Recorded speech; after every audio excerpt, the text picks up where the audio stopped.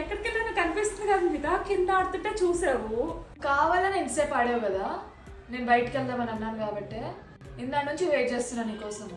వెళ్దాం అన్నాలే కానీ చాలా రోజులు అవుతుంది కదా ఫ్రెండ్స్తో ఆడక. అది ఒక వీకెండ్ కదా, కొంచెం ఎక్కువసేపు ఆడొచ్చా. అలా గేమ్ ఆడొచ్చు, ఇలా రిలాక్స్ అవుతా. ఎందుకో చెప్పు. ఓ డైసన్ అడిగావు కదా, మరి ఇప్పుడేమో టైము 7 అవుతుందిగా. సింక్లో గిన్నెలు ఉన్నాయి, కడుగు. నువ్వు కడిగితే వెళ్దాం. గిన్నెలు కడగాల, నేను కడిగాను. అయితే షాపింగ్కి నేను రాను పో. మా ఇందాకే చెప్పా వస్తా అని. నేను వచ్చేసరికి గిన్నెలు కడుగుంటే వెళ్ళేవాళ్ళం. తొందరగా కడిగిరాపో, వెళ్దాం. సరే అంట్లో కడిగాను. డైసన్ హెయిర్ స్ట్రైట్నర్ ఎప్పటి నుంచో అడుగుతుంది.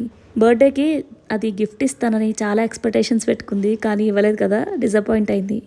మా అయిపోయింది, నువ్వు రెడీనా? ఫైనల్గా వాళ్ళ నాన్న ఒప్పించేసి డైసన్ స్ట్రైట్నర్ అయితే కొనుక్కోబోతుంది. ఆ డైసన్లో ఏంటో అంత క్రేజ్ నాకు అర్థం కావట్లేదు. ఇక షాపింగ్ వెళ్ళడానికి తన అవసరమే కాబట్టి నేను రానన్నాను, గిన్నెలు కడిగితేనే వస్తాను అన్నానని చెప్పేసి కష్టపడి గిన్నెలు అయితే కడిగేసింది. తన వీక్ పాయింట్ యూస్ చేసుకొని ఫస్ట్ టైం తనతో గిన్నెలు అయితే వాష్ చేయించేసాను. ఈ టైంలో ఏ పని చెప్పినా చేస్తుంది, కానీ పనులే లేవు కదా. ఇక ఫైనల్గా షాపింగ్ అయితే వెళ్ళాం.